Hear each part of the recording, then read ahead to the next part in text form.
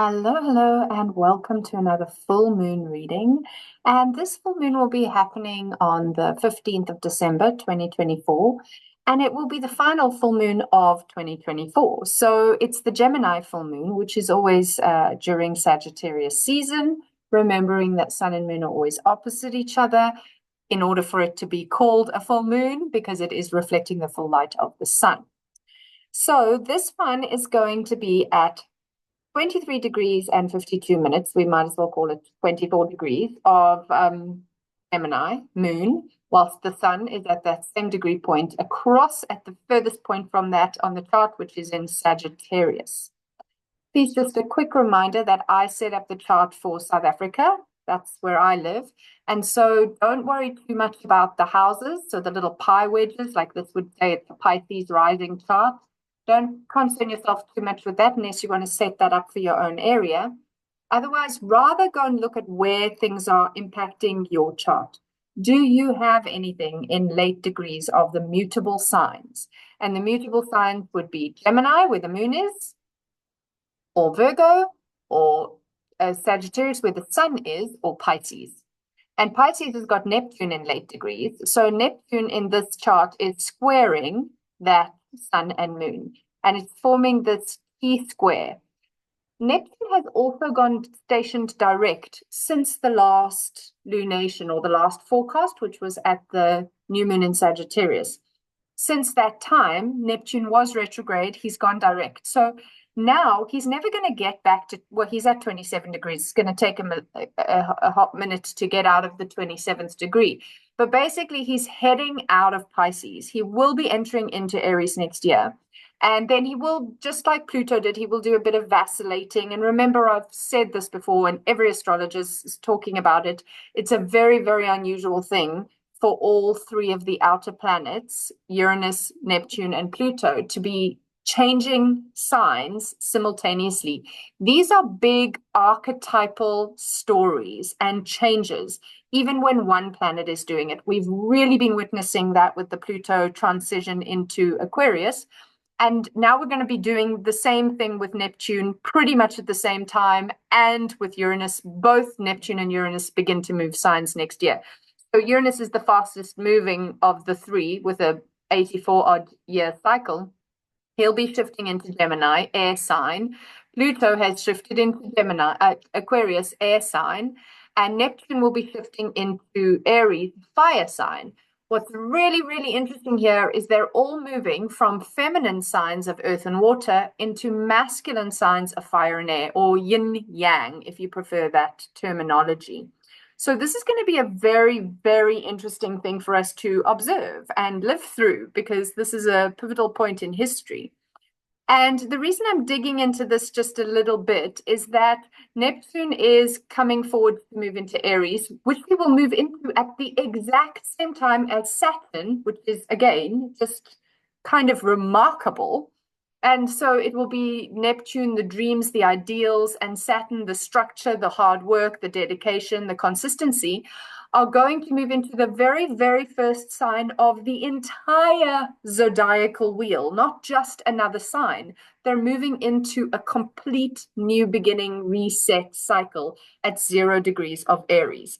This is all going to be happening next year, but notice that the North Node, which is all about our Dharma, the potential, the way we should be moving forward as a collective, is moving backwards, because the nodes always move backwards, and is now at 2 degrees of Aries. So the reason I'm talking about this is getting closer to that 0 degree Aries point, which is a real sensitive point.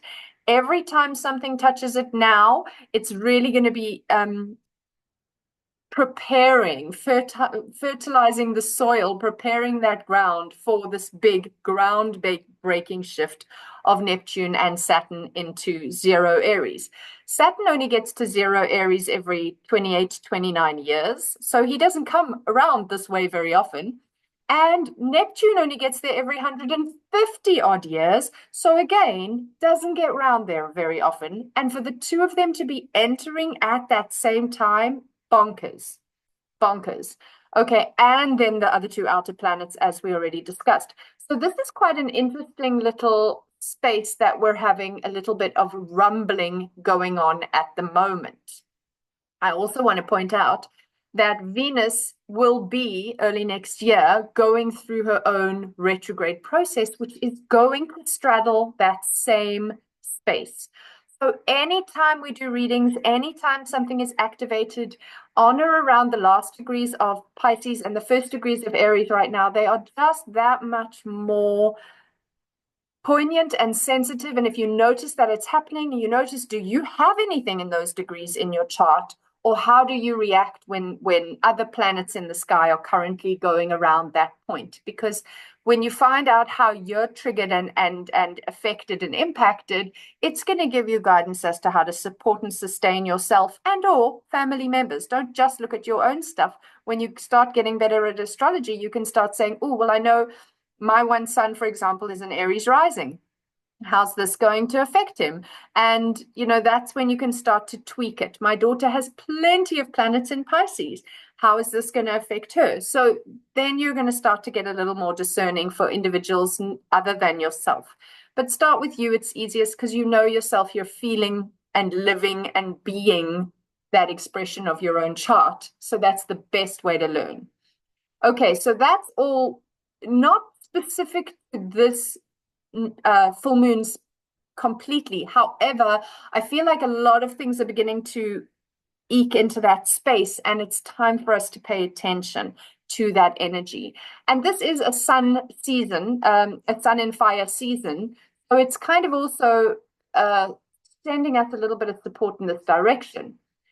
When we did our last new moon, Mercury was retrograde. At this new moon, Mercury is literally just, you can see it on the side here, it says ST, that means station. Mercury is literally stationing to go direct. So at the point of this full moon, Mercury, who is the ruler of the full moon, being the ruler of Gemini, is about to change direction, go forward again, metaphorically speaking, remember that. And he's going to start really looking for the solutions to all this big picture stuff he's been dealing with. Whilst he is in mutual reception, we've spoken about this at least in possibly the last two conversations. He is in mutual reception with Jupiter because Jupiter is in his sign and he is in Jupiter's sign. And so therefore they are a little less pushy-pulley with each other and a bit more, I want you to be able to see it from my side. And yes, and I want you to see it from my side. And just working a little more together than one would normally see it in opposition. Okay, then Mars, when we last spoke, was getting closer to his retrograde. He is now retrograde.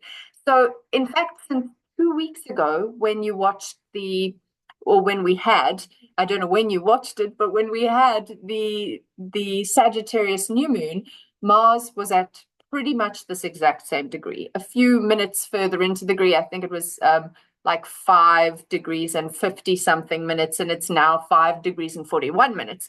So because when a planet does its initial station, either to go direct or to go retrograde, it sort of stops. So it's like moving and then it stops and then it gets going again and then it stops and then it gets going again. So it's at the degree where the stations happen, it spends a little extra time, and these are always a little more poignant. So 5 degrees of Leo for Mars and 6 degrees station retrograde and 6 degrees of Sagittarius for Mercury to station direct.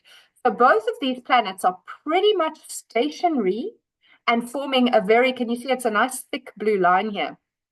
So they're forming a very close trine, which is really also the two of them and their personal planets, Mercury being all about how we think, the stories we tell, how we express ourselves and communicate, and our mental activity, and Mars, how we get what we want, how we get places, how we do things. It's go, go, go kind of energy, that momentum, that drive.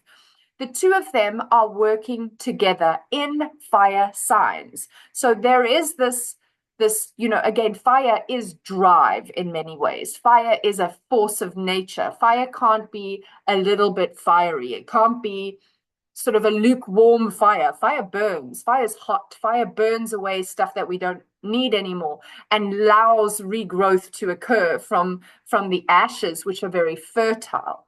Fire is bright. It's not just hot. It's bright. It brings in a lot of light. So, of course, the sun is also in that same fire sign. So we've got a lot of this, and we're talking about this 0 degree Aries point. That is the third fire space. Okay. So even now, that north node is forming a trine to, and you can't see it here because they don't put in the north node, but north node is forming a trine to Mars, trine to Mercury, trine back to north node. So that is a grand trine in fire. And it is really giving us this momentum to, and early degrees, the first decan or the first 10 degrees of a sign. So it's very initiatory, very new beginnings, which of course is exactly what the outer planets changing signs are also saying.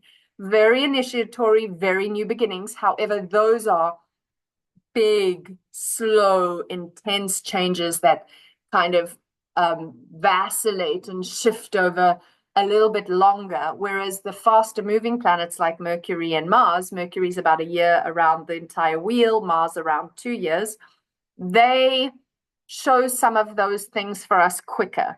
And also we are quicker than obviously in our individual selves than the collective to make change. So there is both a kind of a seed point here for us, or a fruition, maybe we should say, because we tend to look at new moons as seed points and full moons as fruiting, birthing, whatever. We want to sort of see here that it's time to give birth to the changes individually. Fire is very much about individually. So I, me, mine, I need to make those changes. I need to change Jupiter and Gemini, my belief systems. Mercury, Moon in Gemini, I'm emotionally looking for a lot of information so that I can then take that information, become informed to have better belief systems, better value systems, make this change for myself with a better understanding, so to speak.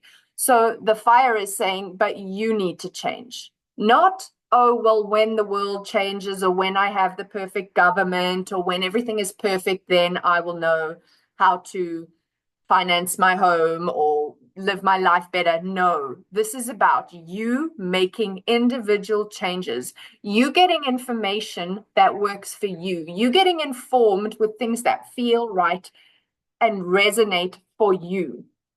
And then you're going to take that energy and you're going to then be more a change maker within the world just by being a better version of yourself. So that becomes a part of that collective shift that is slightly slower and has a longer lasting impact than your little minuscule lifespan will in the grand scheme of things.